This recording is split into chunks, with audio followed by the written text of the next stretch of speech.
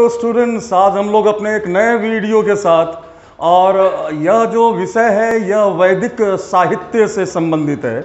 और चूंकि हम लोग सिंधु घाटी की सभ्यता पर हम लोग डिस्कशन कर चुके हैं और हम लोगों को आर्य सभ्यता, ठीक उसके बाद की जो सभ्यता है भारत के इतिहास की, भारत के प्राचीन इतिहास की, उसके संदर्भ में जाना। लेकिन उसको जानने से पहले हम लोगों को वैदिक साहित्य के विषय में जानकारी होनी चाहिए। और यहाँ से बहुत अधिक प्रश्न आते हैं विभिन्न प्रतियोगी परीक्षाओं में, डिफरेंट कॉम्पिटिटिव एग्जामिनेशन में। तो हम लोग आज चर्चा करेंगे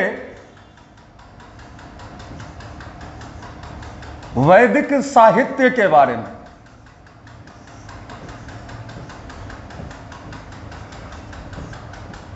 स्टूडेंट्स, वैदिक साहित्य के 4 भाग होते हैं। पहला वेद, दूसरा ब्राह्मण ग्रंथ,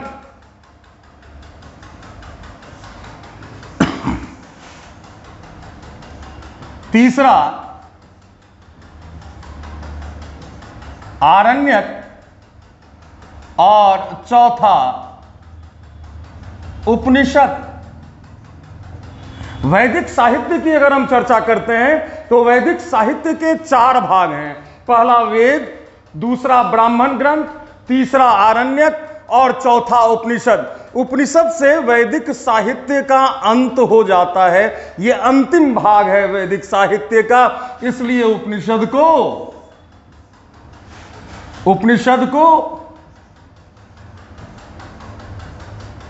वेदांत भी कहा जाता है। उपनिषद को हम लोग वेदांत भी कहते हैं। तो आज हमारी चर्चा होगी वैदिक साहित्य को लेकर। बहुत ही इंटरेस्टिंग है, बस इसको आप लोगों को गहराई से समझना है।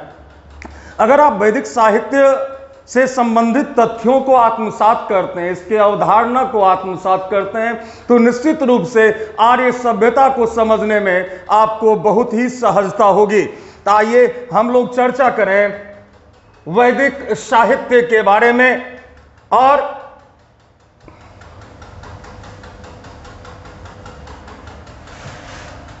सबसे पहले हम लोग वेद की चर्चा करेंगे। वेद,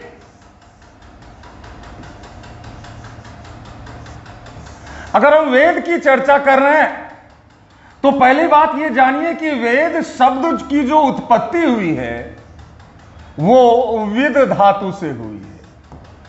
इसका ओरिजिन विद शब्द से हुआ है, जिसका अर्थ होता है ज्ञान। विद से बहुत सारे शब्द की जो ज्ञाता है उसको हम लोग विद्वान कहते हैं। विदित, जो जाना हुआ बात है, उसको हम लोग विदित कहते हैं। इसी तरह विद शब्द का अर्थ होता है ज्ञान। तो वेद जो है वो ज्ञान वर्धक संहिता है। और वेद की भाषा जो है वो वैदिक संस्कृत है। वेद की भाषा वैदिक संस्कृत है। और जो पूरे विश्व में इंडो यूरोपियन लैंग्वेज में, इंडो यूरोपियन, भारत यूरोपीय भाषा में सबसे प्राचीनतम जो ग्रंथ है उसे वेद कहा जाता है। वेद से प्राचीन कोई ग्रंथ नहीं है। और इसके रचयिता के बारे में जो कहा गया है, इसे अपौरुषेय कहा गया है। अगर हम लोग बात करें कि वेद की रचना किसने की, तो इस संदर्भ में जो हमें सूचना मिलती है कि वेद को अपौरुषेय, अर्थात जिसकी रचना ईश्वर ने की है, जिसकी रचना ईश्वर ने की है, उसको अपौरुषेय कहा जाता है। हालांकि आगे चलकर वेदों का संकलन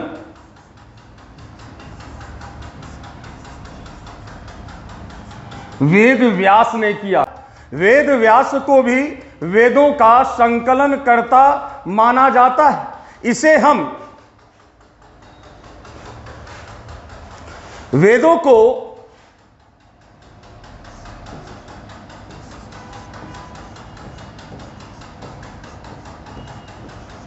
आमनाय भी कहते हैं। आमनाय अर्थात जो स्वतः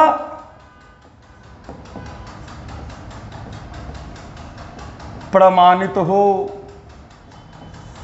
और वेद जो था पहले आर्य की जो आप लोग प्रारंभिक इतिहास पढ़ेंगे, आप लोग जानेंगे कि उस समय शिक्षा का माध्यम था, सुन के शिक्षा ग्रहण किया जाता था और एक गुरु शिष्य परंपरा चलती थी। मतलब गुरु जिनको रट के वो लोग वेद को याद करते थे, फिर अपने शिष्य को बताते थे, वो शिष्य जब गुरु बनते थे फिर अपने, तो एक गुरु शिष्य परंपरा चली।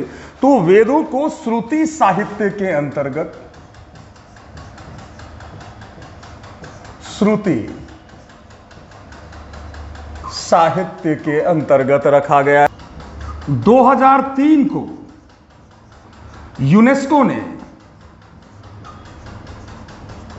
वेदों को मानव जाति का एक अमूर्त विरासत कहा है, इमोर्टल एसेट, अमूर्त विरासत की संज्ञा दी है यूनेस्को ने।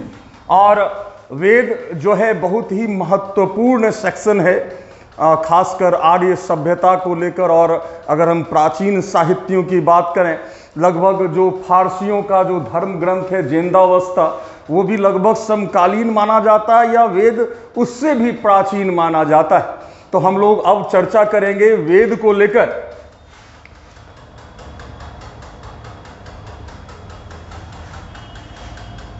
वेद 4 हैं।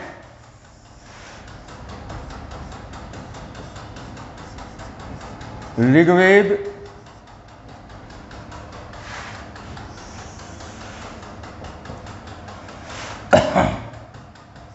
सामवेद,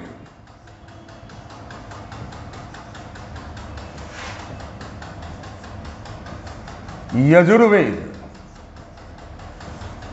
और अथर्ववेद। ये ऋग्वेद, सामवेद और यजुर्वेद को त्रयी के अंतर्गत रखा जाता है।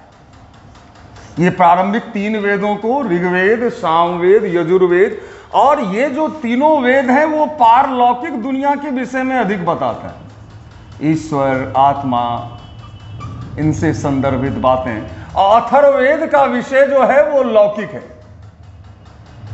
इसलिए यह प्रश्न अक्सर पूछा जाता है, लौकिक विषय है इसके, कि त्रयी के अंतर्गत कौन कौन से वेद आते हैं। तो त्रयी के अंतर्गत ऋग्वेद, सामवेद और यजुर्वेद आते हैं। अब हम लोग चर्चा करेंगे सबसे पहले सबसे प्राचीनतम वेद ऋग्वेद के बारे में।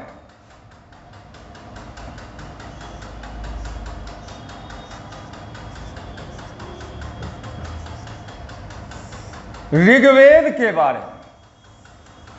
ऋग्वेद शब्द की जो उत्पत्ति हुई है वो ऋक धातु से हुई है। ऋक, इसका ओरिजिन ऋक वर्ड से हुआ है, जिसका अर्थ होता है छंदों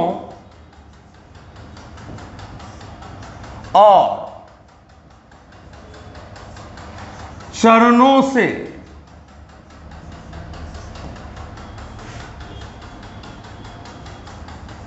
युक्त मंत्र, छंदों और चरणों से युक्त मंत्र को कहा गया है ऋक। ऋक की परिभाषा इस आधार पर भी दी गई है कि ऋच्यन्ते स्तूयन्ते देवा इति ऋका, अर्थात देवताओं की स्तुति में जो गाया जाता है उसे ही ऋक कहते हैं। तो चारों वेदों में से सबसे प्राचीनतम वेद जो है वो ऋग्वेद है। मैंने बताया कि इसकी भाषा जो है वो वैदिक संस्कृत है, वैदिक संस्कृत है और यह एक श्रुति साहित्य है।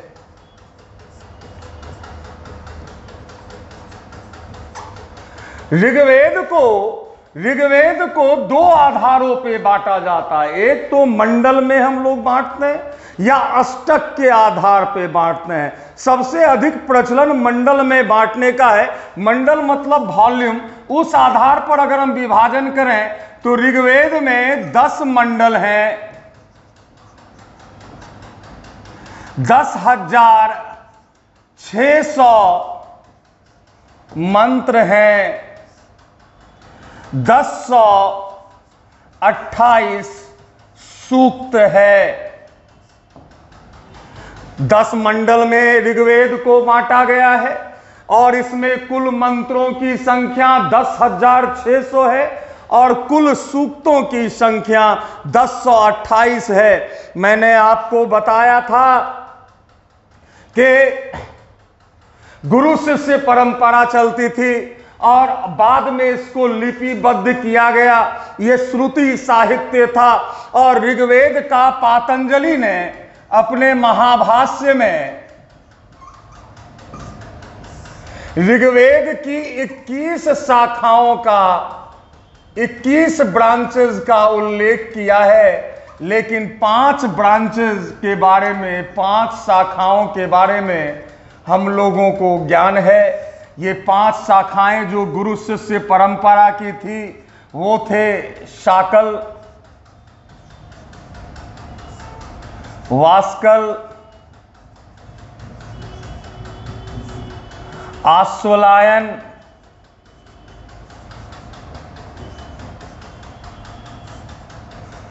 सांख्यायन और मांडुक्य। ये 5 शाखाओं के बारे में हम लोगों को जानकारी है, जिसमें आगे चलकर जो शाकल ऋषि की परंपरा थी वही बाद में लिपिबद्ध किया गया। इसलिए ऋग्वेद को हम शाकल संहिता भी कहते हैं। और टोटल जो 1028 सूक्त मिले हैं उसमें 1017 सूक्त शाकल संहिता से है और 11 सूक्त जो हैं, 11 सूक्त वो वास्कल संहिता से है। और ये जो 11 सूक्त मिले हैं बाद में, इसको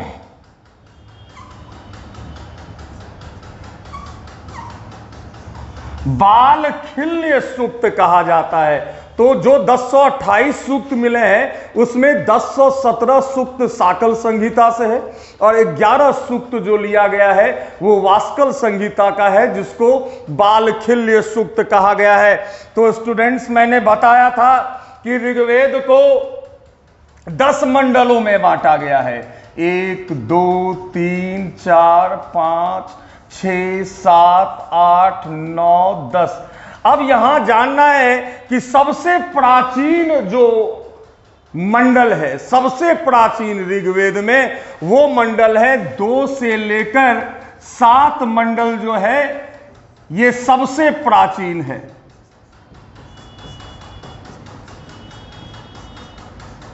ओल्डेस्ट मंडल है ये। और पहला मंडल और 10वां मंडल, पहला एंड 10वां मंडल जो है वो सबसे नया मंडल है। ये अंत में जोड़ा गया है ऋग्वेद में। हर एक मंडल की रचना किसी न किसी ऋषि और उनके वंशजों ने की है। हर एक मंडल के साथ ऋषि जुड़े हुए हैं। पहला और 10वां मंडल ये तो कई ऋषियों ने मिलकर लिखा है। पहला और 10वां जो बिल्कुल नया मंडल है। दूसरा मंडल गृत्समद ने लिखा है। तीसरा मंडल विश्वामित्र ने लिखा है। चौथा मंडल वामदेव ने लिखा है। लेकिन चौथे मंडल में 3 मंत्रों की रचना 3 राजाओं ने मिलकर की है। ये राजा का नाम था अजमीर, पुरमीढ़ और त्रासदस्यु।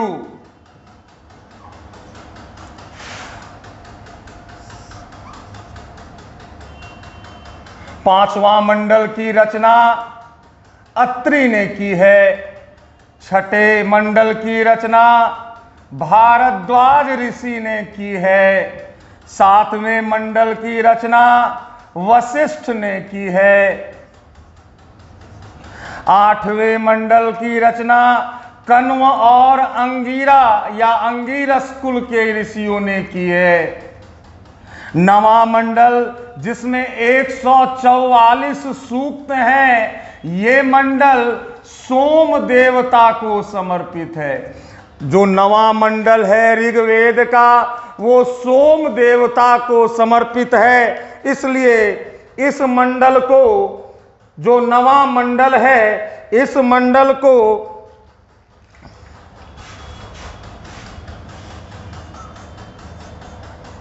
पवमान मंडल भी कहा जाता है। ऋग्वेद के 9वें मंडल को पवमान मंडल भी कहा जाता है। और मैंने बताया कि पहला और 10वां मंडल जो है वो कई ऋषियों ने मिलकर लिखा है, और यह मंडल ऋग्वेद में सबसे अंतिम में जोड़ा गया था। अब हम लोग बात करें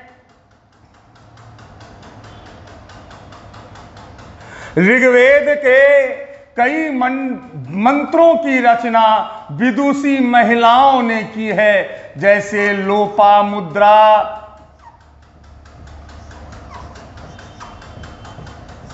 घोषा, सच्ची, पौलोमी, सिक्ता, विश्वारा, सूर्या, कक्षावृत्ति, ये सब विदुषियां हैं, ऋषिकाएं हैं, विदुषी महिलाएं हैं जिन्होंने ऋग्वेद के मंत्रों की रचना की है। ऋग्वेद का पाठ करने के लिए पुरोहितों का एक अलग वर्ग होता था। ऋग्वेद का पाठ करने वाला पुरोहित होत्री कहलाता था। ऋग्वेद का पाठ करने वाला पुरोहित होत्री कहलाता था। अब हम लोग देखें, ऋग्वेद में कुल 20 छंद है, जिसमें सबसे महत्वपूर्ण है और लोकप्रिय है अनुष्टुप छंद और प्रसिद्ध गायत्री मंत्र। ओम भूर्भुवः स्वः तत्सवितुर्वरेण्यं भर्गो देवस्य धीमहि धियो यो नः प्रचोदयात्। यह मंत्र जो है वो ऋग्वेद से लिया गया है। यह मंत्र ऋग्वेद से लिया गया है और यह मंत्र ऋग्वेद के 3रे मंडल में है। और यह मंत्र सावित्री देवता को समर्पित है। यह मंत्र सावित्री देवता को समर्पित है और इस मंत्र की रचना का श्रेय विश्वामित्र को जाता है। गायत्री मंत्र के रचयिता जो हैं वो विश्वामित्र हैं। तमसो मां ज्योतिर्गमयः, तमसो मां ज्योतिर्गमयः।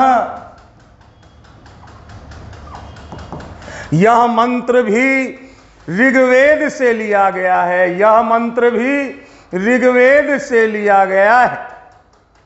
अस्तो मां सद्गमया तमसो मां ज्योतिर्गमया, यह मंत्र भी ऋग्वेद से लिया गया है।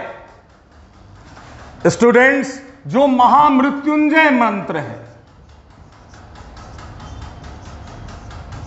महामृत्युंजय मंत्र जो दीर्घायु के लिए, यह मंत्र जो है ऋग्वेद के 7वें मंडल में यह मंत्र उद्घृत है और वहां से यह मंत्र लिया गया है।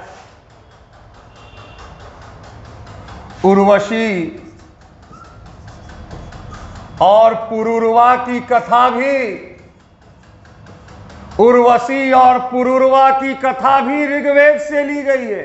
ऋग्वेद के 10वें मंडल से हमें एक जुआरी की व्यथा कथा, जुआरी की कथा भी हमें मिलती है ऋग्वेद के 10वें मंडल में। ऋग्वेद के 10वें मंडल के पुरुष सूक्त में, पुरुष सूक्त में पहली बार, ऋग्वेद के 10वें मंडल के पुरुष सूक्त में पहली बार चारों वर्णों का उल्लेख मिलता है, जहां चारों वर्णों की तुलना विराट पुरुष के शरीर से की गई है। 4 वर्ण ब्राह्मण, क्षत्रिय, वैश्य और शूद्र, यह जो शब्द भी है इसका पहला वर्णन जो है हमें ऋग्वेद के 10वें मंडल के पुरुष सूक्त में मिलता है। अब हम लोग बात करेंगे कि ऋग्वेद को अष्टक के आधार पर भी, संपूर्ण ऋग्वेद को 8 अष्टक में बांटा गया है। हर एक अष्टक में 8 अध्याय हैं। हर एक अष्टक में, मतलब एक अष्टक में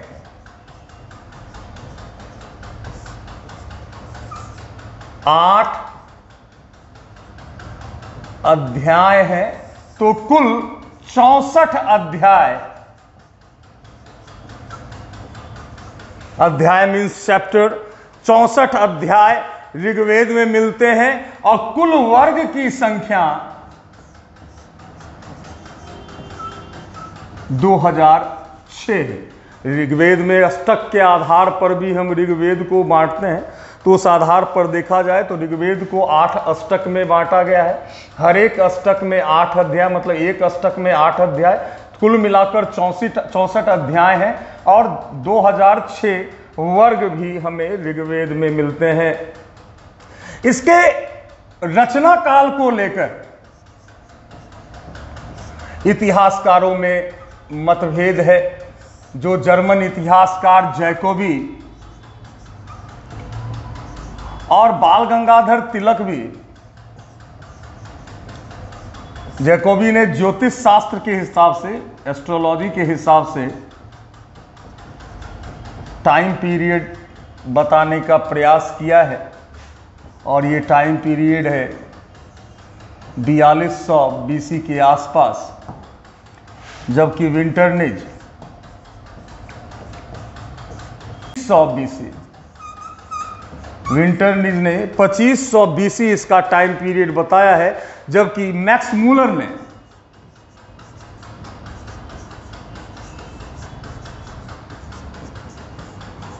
1200 BC के आसपास इसका टाइम पीरियड बताया है। लेकिन जो मान्य मत है ऋग्वेद के रचना काल का, क्योंकि आर्य लोग जब भारत में प्रवेश किए थे बोलन और खैबर दर्रा होते हुए, तो सबसे पहले ये लोग सिंधु नदी और उसके सहायक नदियों के क्षेत्र में बसे। उस सप्त सैंधव प्रदेश की बारंबार ऋग्वेद में चर्चा मिलती है और इसका रचना काल जो है वो 1500 BC से लेकर, मान्य मत के अनुसार 1500 BC मतलब ईसा पूर्व से लेकर 1000 BC के बीच सप्त सैंधव प्रदेश में, सप्त सैंधव प्रदेश में इसकी रचना हुई, जिसकी तुलना आप आज के अफगानिस्तान, पंजाब, हरियाणा, जम्मू और कश्मीर के क्षेत्र से कर सकते हैं। और ऋग्वेद से हमें प्रारंभिक आर्यों के सामाजिक, राजनैतिक, धार्मिक, सांस्कृतिक जीवन के विषय में बहुत ही महत्वपूर्ण सूचनाएं मिलती हैं। तो ऐतिहासिक दृष्टिकोण से भी ऋग्वेद एक महत्वपूर्ण स्रोत हो जाता है आर्यों के इतिहास को जानने का। अब हम देखेंगे सामवेद को। सामवेद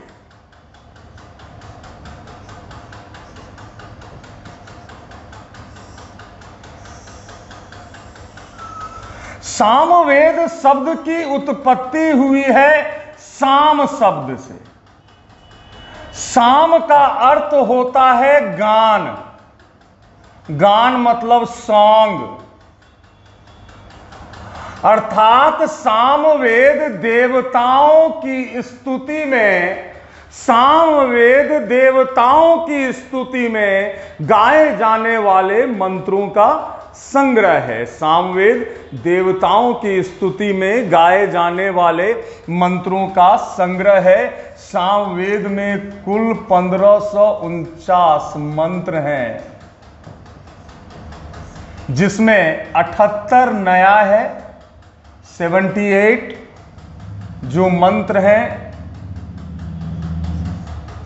वो नया है, और रेस्ट मंत्र जितने भी हैं वो ऋग्वेद से लिया गया है।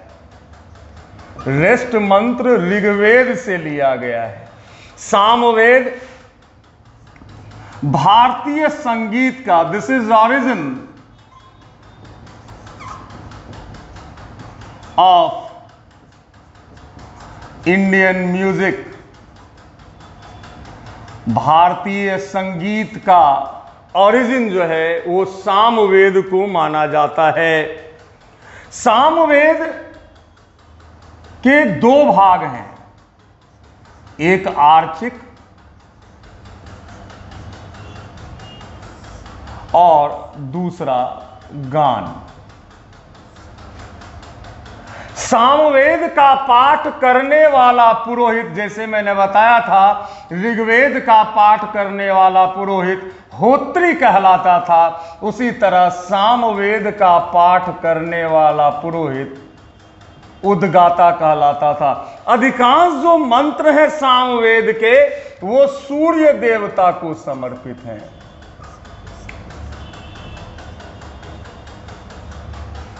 सामवेद की प्रतिष्ठा इतनी थी कि श्रीमद् भगवत गीता में कृष्ण ने अपनी तुलना सामवेद से करते हुए कहा, वेदानाम सामवेदो अस्मिन्, वेदानाम सामवेदो अस्मिन्, अर्थात वेदों में मैं सामवेद हूं। इसलिए सामवेद की प्रतिष्ठा बहुत ही अधिक थी।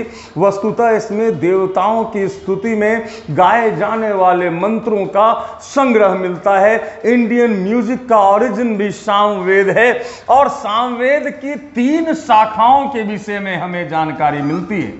एक है कौथुमीय,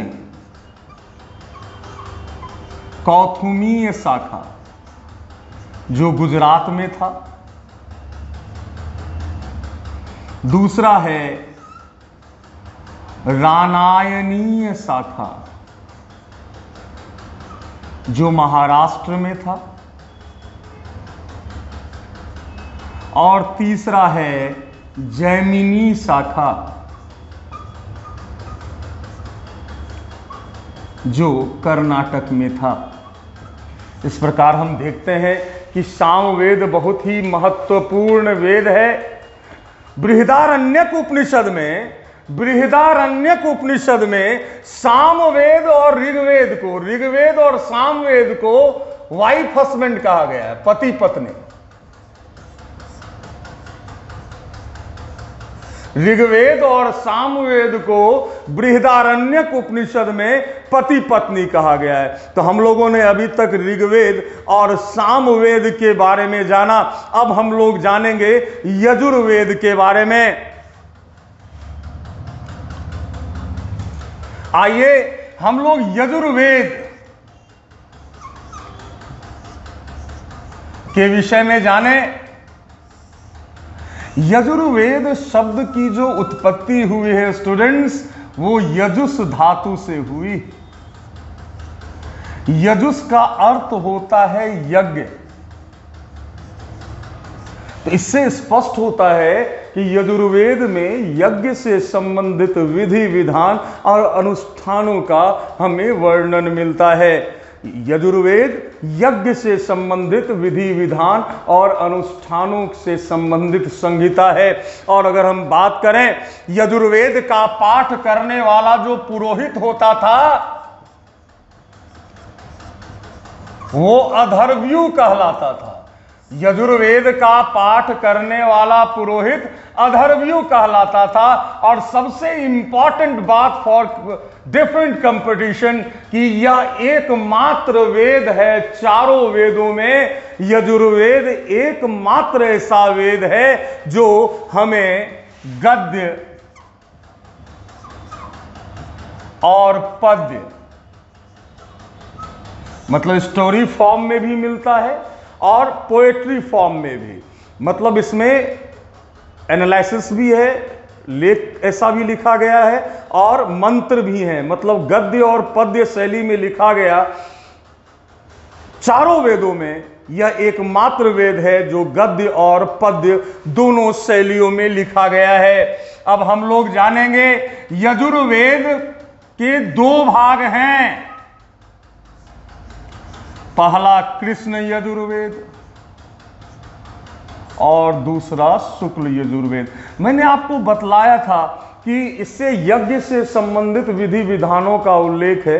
और आप लोग जानते हैं कि हर एक महीने में कृष्ण पक्ष भी आता है और शुक्ल पक्ष भी आता है, तो उसके लिए अलग अलग विधि विधान, अलग अलग बातें लिखी गई हैं। इसमें जो कृष्ण यजुर्वेद है, कृष्ण यजुर्वेद गद्य और पद्य दोनों शैली में है,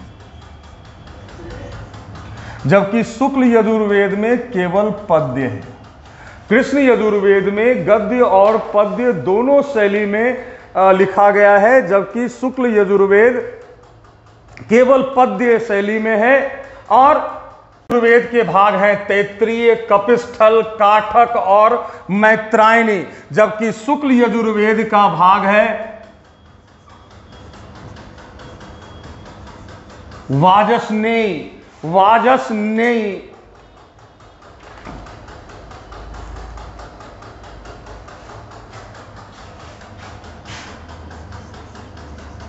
मध्यांदिन और कान्व, ये शुक्ल यजुर्वेद के भाग हैं। तो जो यजुर्वेद है वो गद्य और पद्य दोनों शैली में लिखा गया है। इसके 40 अध्याय हैं।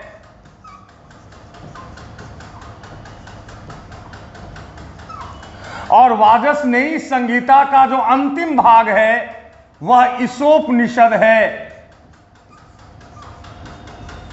इसके अंतिम भाग को ईशोपनिषद कहा गया है। तो हम लोगों ने देखा ऋग्वेद, सामवेद और यजुर्वेद को। अब हम लोग वेद के अंतिम भाग को देखें, जिनको हम लोग अथर्ववेद कहते हैं। अथर्ववेद के प्रथम दृष्टा जो थे वो अथर्वा ऋषि थे। अथर्वा ऋषि, इसलिए इस वेद का नाम अथर्ववेद पड़ा। हालांकि आगे चलकर अंगिरस ऋषि भी इस परंपरा से जुड़ गए, इसलिए अथर्ववेद का एक और नाम है अथर्वांगिरस। अथर्ववेद को अथर्वांगिरस भी कहते हैं।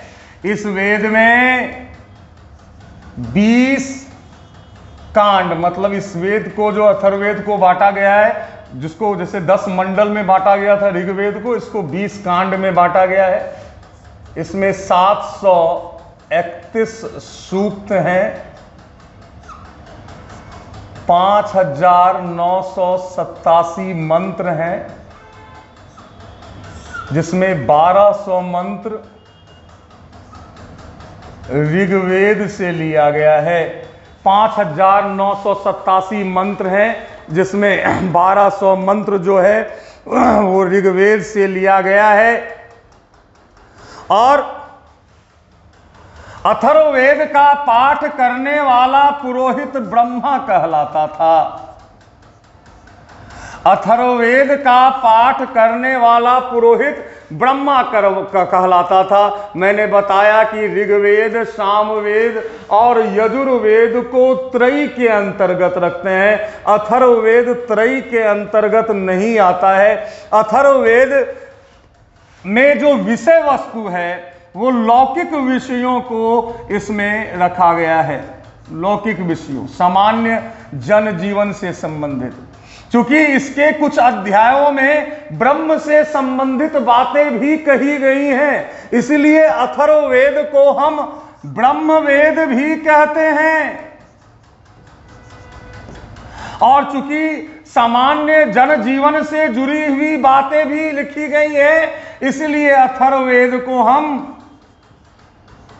आचार विचार का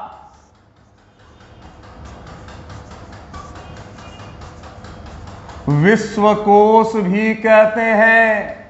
हम लोग अथर्ववेद को आचार विचार का विश्वकोश भी कहते हैं। इस वेद में हमें प्रेम, विवाह, आयुर्वेद,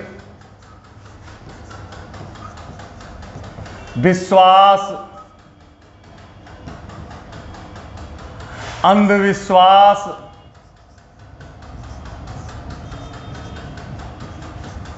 प्रायश्चित,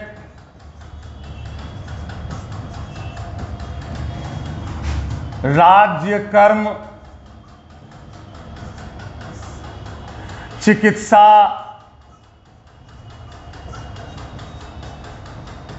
जादू टोना, तंत्र मंत्र से संबंधित विवरण भी हमें अथर्ववेद से प्राप्त होते हैं। अथर्ववेद के दो भाग हैं। पहला शौनक, अथर्ववेद के दो भाग हैं, पहला शौनक और दूसरा पिप्पलाद। शौनक और पिप्पलाद जो हैं वो अथर्ववेद के दो भाग हैं। और इस तरह हम लोगों ने चारों वेदों के बारे में जाना, ऋग्वेद, सामवेद, यजुर्वेद और अथर्ववेद। तो वैदिक साहित्य का जो पहला भाग है, वैदिक साहित्य का पहला भाग वेद है, और वेद के चार भाग हैं, ऋग्वेद, सामवेद, यजुर्वेद और अथर्ववेद, जो हम लोग जान चुके हैं। अब हम लोग जानेंगे वैदिक साहित्य के दूसरे भाग को, जिसको ब्राह्मण ग्रंथ कहा गया है। और इस शब्द की उत्पत्ति ब्रह्म से हुई है। ब्रह्म का मतलब ही होता है ज्ञान। तो वेदों को समझाने के लिए ब्राह्मण ग्रंथों की रचना की गई है। ये वस्तुतः वेदों का एनालिसिस है। ये वेदों का एनालिसिस आप कह सकते हैं, इसको वेदों पर लिखा गया टीका कह सकते हैं। तो इसलिए हरेक वेद से जुड़ा हुआ उसका ब्राह्मण ग्रंथ है। तो मैंने कहा कि वेद के बाद जिन साहित्यों की रचना की गई उसे ब्राह्मण ग्रंथ कहते हैं। और यह वेदों पर लिखा गया टीका है, अर्थात वेदों पर जो एनालिसिस किया गया है उसके वो है ब्राह्मण ग्रंथ। और हरेक वेद से जुड़े हुए ब्राह्मण ग्रंथ हैं। जैसे ऋग्वेद से जुड़ा हुआ ब्राह्मण ग्रंथ है ऐतरेय ब्राह्मण, ऐतरेय ब्राह्मण और कौशितकीय ब्राह्मण।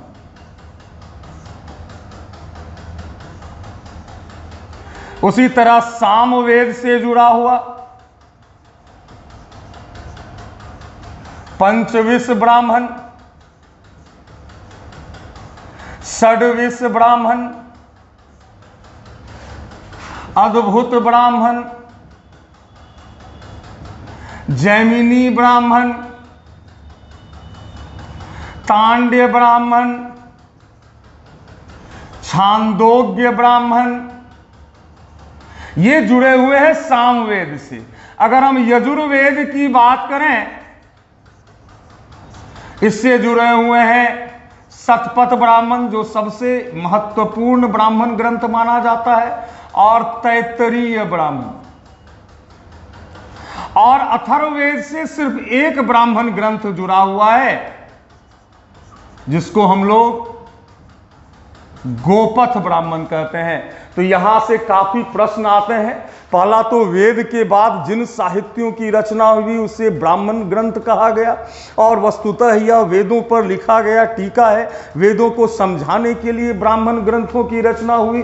हर एक वेद के साथ जुड़ा हुआ ब्राह्मण ग्रंथ है। ऋग्वेद के साथ ऐतरेय ब्राह्मण, कौशितकीय ब्राह्मण, सामवेद के साथ पंचविश, षड्विश, छांदोग्य, अद्भुत, तांड्य, ये सब ब्राह्मण ग्रंथ जो है वो सामवेद के साथ, यजुर्वेद के साथ शतपथ ब्राह्मण और तैत्तरीय ब्राह्मण, और अथर्ववेद के साथ एकमात्र ब्राह्मण ग्रंथ जुड़ा हुआ है जिसे हम लोग जानते हैं गोपथ ब्राह्मण के रूप में। अब हम लोग देखेंगे, ब्राह्मण हो गया दूसरा पार्ट वैदिक साहित्य का। अब हम लोग वैदिक साहित्य के तीसरे भाग को जानेंगे, जिसको हम लोग आरण्यक कहते हैं। वैदिक साहित्य का यह तीसरा भाग, कहने का तात्पर्य है सबसे पहले वेद की रचना हुई, उसके बाद ब्राह्मण ग्रंथ की रचना हुई, और उसके बाद आरण्यक की रचना हुई। और ये जो आरण्यक है, यह शब्द जो बना है वह अरण्य शब्द से बना है। अरण्य, अरण्य का अर्थ होता है फॉरेस्ट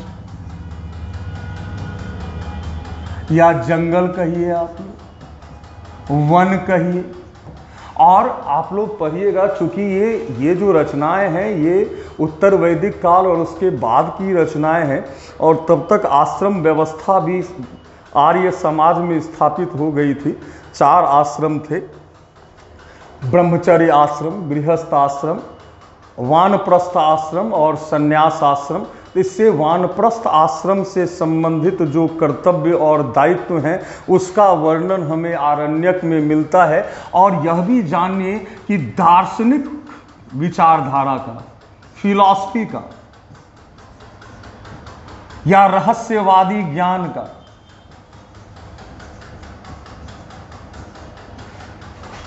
का, जो सूत्रपात होता है, फिलॉसफी के बुक का या दार्शनिक रचनाओं का या रहस्यवादी ज्ञान का जो सूत्रपात होता है, जहां से ये स्टार्ट होता है, वो है आरण्यक। तो आरण्यक एक तरह से ज्ञान मार्गी रचनाएं हैं, दर्शन से संबंधित रचनाएं हैं, और इसकी रचना जंगलों में हुई थी, इसलिए इसे आरण्यक कहा गया। इसकी बहुत अधिक महत्ता है। और जो महत्वपूर्ण आरण्यक हैं वो हैं ऐतरेय आरण्यक,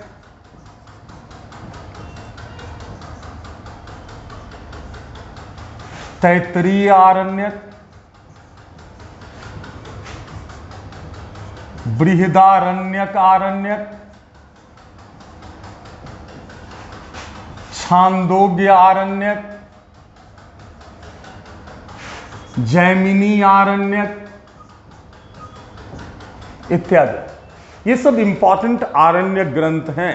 और यह एक रहस्यवादी जो ज्ञान का सूत्रपात होता है वो आरण्यक से होता है। तो आपने जाना कि सबसे पहले वेद की रचना हुई, वेद के बाद ब्राह्मण ग्रंथों की रचना हुई, ब्राह्मण ग्रंथों के बाद आरण्यक की रचना हुई। अब हम लोग आएंगे वैदिक साहित्य के अंतिम भाग में, जिसे कहा जाता है उपनिषद। अब हम लोग वैदिक साहित्य के अंतिम भाग को जानेंगे, जिसको कहा गया है उपनिषद।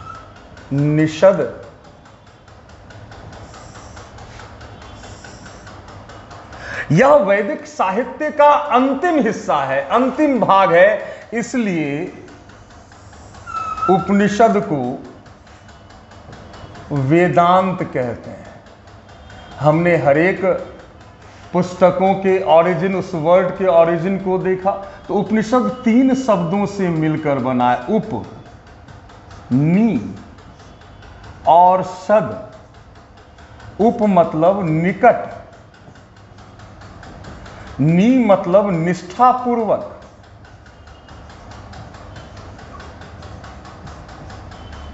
सद मतलब बैठना।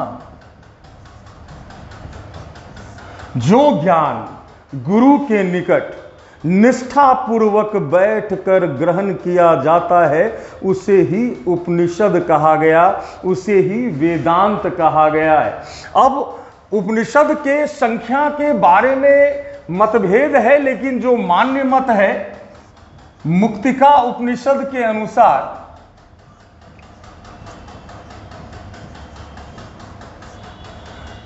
कुल उपनिषदों की संख्या 108 है।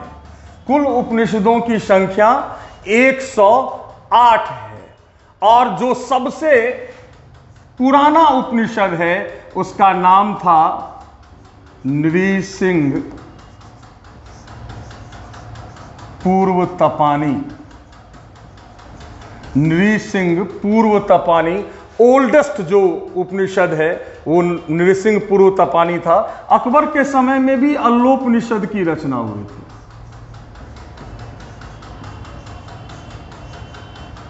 अल्लोपनिषद की रचना अकबर के समय में हुई थी, और आप लोग को मालूम है कि दारा शिकोह ने उपनिषद का अनुवाद भी फारसी भाषा में करवाया था। और उपनिषद के जो सबसे बड़े ज्ञाता माने जाते हैं, जो वेदांत दर्शन के महान ज्ञाता माने जाते हैं, वो है आदि शंकराचार्य। और 8वीं सदी में इनका जन्म केरल के कलादी गांव में हुआ था। महान ज्ञाता थे, अद्वैतवाद दर्शन के प्रणेता थे वो। और अद्वैतवाद दर्शन उपनिषद दर्शन को ही कहते हैं, जहाँ ईश्वर को निराकार भाव में माना जाता है। ये ऐसा कहा गया है कि ईश्वर एक है, परब्रह्म एक है, जो निराकार भाव में है। यत्र तत्र सर्वत्र ईश्वर है, और संपूर्ण सृष्टि की उत्पत्ति पर ब्रह्म से हुई है, और संपूर्ण सृष्टि को उसी पर ब्रह्म में विलीन भी हो जाना है। तो यह है अद्वैतवाद दर्शन, जो उपनिषद दर्शन है। शंकराचार्य इसकी महान ज्ञाता थे। उपनिषद में यज्ञ धर्म, जो कर्मकांड होता है, यज्ञ का, पशु बलि का, इन सब की निंदा की गई है उपनिषदों में। उनका मानना है कि आत्मा का परमात्मा से जो मिलन होगा वो यज्ञ से नहीं होगा, पशु बलि से नहीं होगा, बल्कि तप से होगा, ज्ञान से होगा। तो यही संदेश है उपनिषदों का। तो हमने बताया कि 108 उपनिषद हैं, और जो शंकराचार्य थे उपनिषद के महान ज्ञाता, अद्वैतवाद दर्शन के प्रणेता, उन्होंने 10 उपनिषदों पर टीका लिखा है। शंकराचार्य ने 10 उपनिषदों पर टीका लिखा है। हम लोग जानेंगे ये कौन कौन से उपनिषद हैं। ये हैं ईशोपनिषद,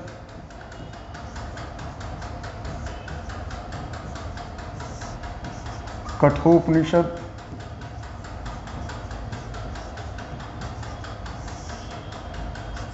बृहदारण्यक उपनिषद,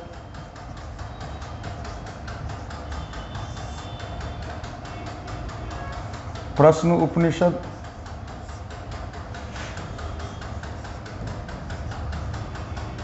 मुंडकोपनिषद,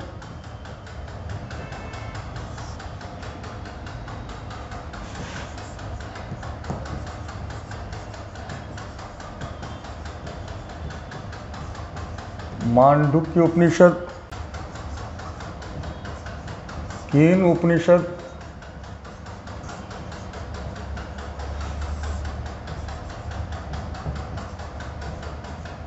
छांदोग्य उपनिषद,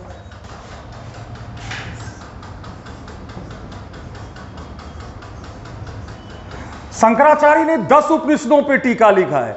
ईशोपनिषद, कठोपनिषद, बृहदारण्यक उपनिषद, प्रश्न उपनिषद, तैत्तिरीय उपनिषद, मुंडकोपनिषद, मांडुक्य उपनिषद, केन उपनिषद और छांदोग्य उपनिषद।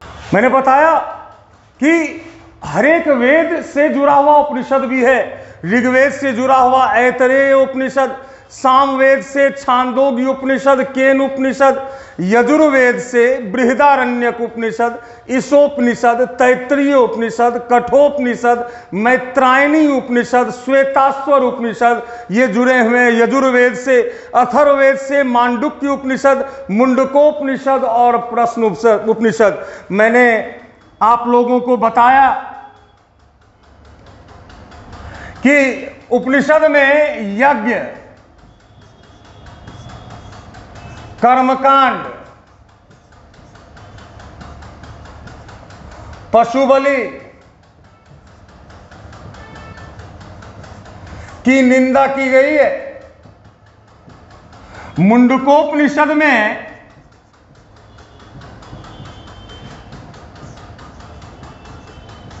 यज्ञ की तुलना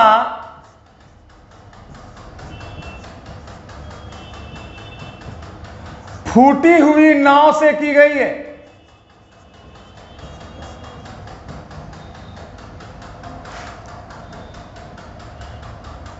मुंडकोपनिषद से ही सत्यमेव जयते, जो हमारे राष्ट्रीय चिन्ह में लिखा हुआ है सत्यमेव जयते, यह मुंडकोपनिषद से लिया गया है। और मांडुक्य उपनिषद से, मांडुक्य उपनिषद से सत्यम शिवम सुंदरम, यह मांडुक्य उपनिषद से लिया गया है। जबकि कठोपनिषद से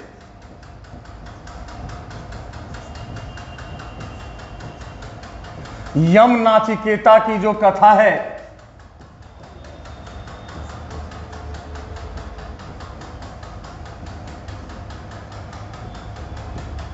वो कठोपनिषद से लिया गया है।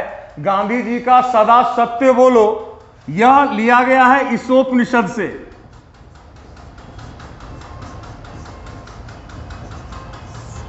मैंने आपको बताया कि उपनिषद दर्शन को ही वेदांत दर्शन कहते हैं और अद्वैतवाद दर्शन भी उपनिषद दर्शन को ही कहते हैं, है ना।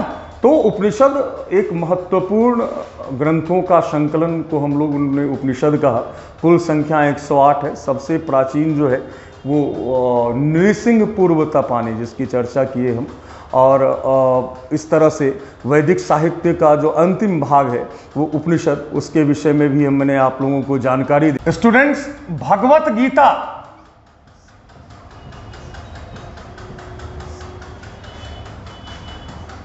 ब्रह्मसूत्र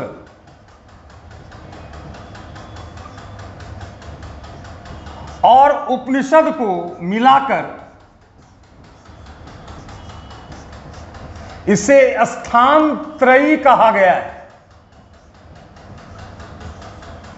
भगवत गीता, ब्रह्मसूत्र और उपनिषद को मिलाकर स्थानत्रयी कहा गया है। वैदिक साहित्य का अंतिम भाग उपनिषद से भले ही समाप्त हो जाता है, लेकिन वैदिक साहित्य से संबंधित अन्य भी कई ग्रंथ हैं। जैसे वेदांग है, वेद को समझाने के लिए वेदांग की रचना हुई। षड दर्शन को भी आप लोगों को समझना है। और जो हम दूसरा भाग इसका प्रस्तुत करेंगे आप लोगों के सामने, जिसमें हम वेदांग के बारे में बताएंगे, षड दर्शन के बारे में बताएंगे, इसके साथ ही रामायण, महाभारत और पुराणों से संबंधित बातें भी आप लोगों के सामने हम रखेंगे। और यहाँ से काफ़ी प्रश्न पूछे जाते हैं विभिन्न कम्पिटिटिव एग्जामिनेशन में, खासकर सिविल सर्विसेज में।